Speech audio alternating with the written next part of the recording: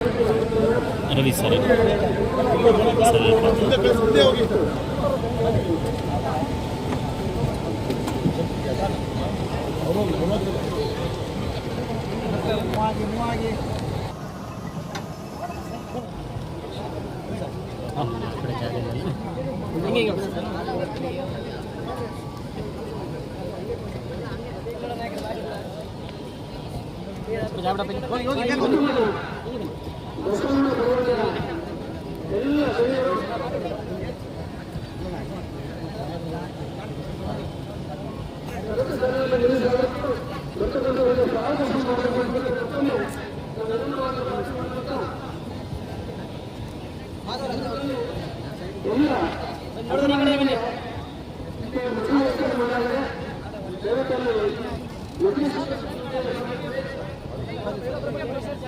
ಕ್ಷಣ ನಿಜವಾಗ್ಲೂ ಕೂಡ ನಮ್ಮ ತಾಲೂಕಿನ ಜನತೆಗೆ ತುಂಬಾ ನೋವನ್ನು ಉಂಟು ಮಾಡಿರ್ತಕ್ಕಂಥದ್ದು, ದುಃಖಭರಿತವನ್ನಾಗಿ ಮಾಡಿದೆ.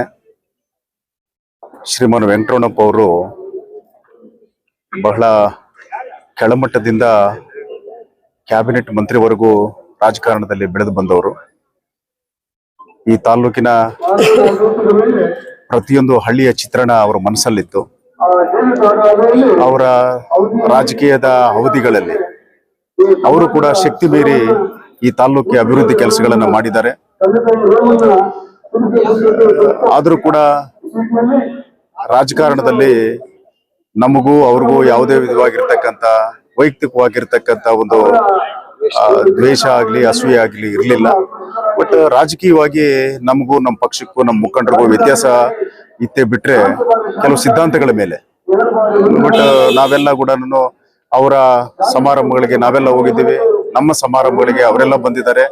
ಆದ್ರೆ ಅವರು ತಾಲೂಕಿನ ಬಗ್ಗೆ ಅಭಿವೃದ್ಧಿಗೆ ಯೋಚನೆ ಮಾಡ್ತಾ ಇದ್ರು, ನಾವು ಕೂಡ ಅಷ್ಟೇ ತಾಲೂಕಿನ ಅಭಿವೃದ್ಧಿಗೆ ಯೋಚನೆಯನ್ನ ಮಾಡಿ ಪೈಪೋಟಿ ಮೇಲೆ ಈ ತಾಲೂಕಿನಲ್ಲಿ ಅಭಿವೃದ್ಧಿ ಕೆಲಸಗಳನ್ನ ನಾವು ಮಾಡಿರ್ತಕ್ಕಂಥದ್ದು ನಿದರ್ಶನಗಳು ಎಷ್ಟೋ ಇದಾವೆ. ಹಾಗಾಗಿ ಈಗ ಅವರು ಈ ತಾಲೂಕನ್ನ ಈ ಜನತೆಯನ್ನ ಬಿಟ್ಟು ಅಗಲಿದ್ದಾರೆ. ಬಟ್ ಅವ್ರಿಗೂ ಅವ್ರ ಕುಟುಂಬಕ್ಕೂ ಅವ್ರ ಮಕ್ಕಳಿಗೂ ಎಲ್ರಿಗೂ ಕೂಡ ಈ ನೋವನ್ನ ತಟ್ಕೊಳ್ತಕ್ಕಂತ ಒಂದು ಶಕ್ತಿ ಕೊಡ್ಲಿ. ಮತ್ತು ತಾಲೂಕಿನ ಜನತೆಯಲ್ಲೂ ಕೂಡ ಎಲ್ರೂ ಕೂಡ ಇವತ್ತು ಪಕ್ಷಭೇದ ಮರೆತು ಇವತ್ತು ಅವರನ್ನ ಅಂತಿಮ ದರ್ಶನಕ್ಕೆ ಬಂದಿರತಕ್ಕಂಥದ್ದು ನಮ್ಮ ತಾಲೂಕಿನ ಒಂದು ಸಂಪ್ರದಾಯ, ಇತಿಹಾಸ. ವಿರೋಧವಾಗಿ ಬಂದಿದ್ದೀವಿ ಪಕ್ಷಗಳಲ್ಲಿ, ಅದು ರಾಜಕೀಯ ಧರ್ಮ. ಆ ರಾಜಕೀಯ ಧರ್ಮದ ಪ್ರಕಾರ ಹೋಗಿದೀವಿ. ಆದರೆ ಸ್ನೇಹಿತರಾಗಿ ಇರ್ತಿದ್ವಿ ಹೊರಗಡೆ. ರಾಜಕೀಯವಾಗಿ ಬಂದಾಗ ಅವ್ರು ಬೇರೆ ಪಕ್ಷ, ನಾವು ಬೇರೆ ಪಕ್ಷ ಆಗಿದ್ದೀವಿ. ಅವ್ರ ಕೈಲಾದಷ್ಟು ಸೇವೆ ಮಾಡಿದರೆ ಜನ ಅವ್ರಿಗೆ ಸಾಕಷ್ಟು ಅವಕಾಶ ಕೊಟ್ಟಿದ್ದಾರೆ, ಅವ್ರ ಕೈಲಾದಷ್ಟು ಸೇವೆ ಮಾಡಿದ್ದಾರೆ.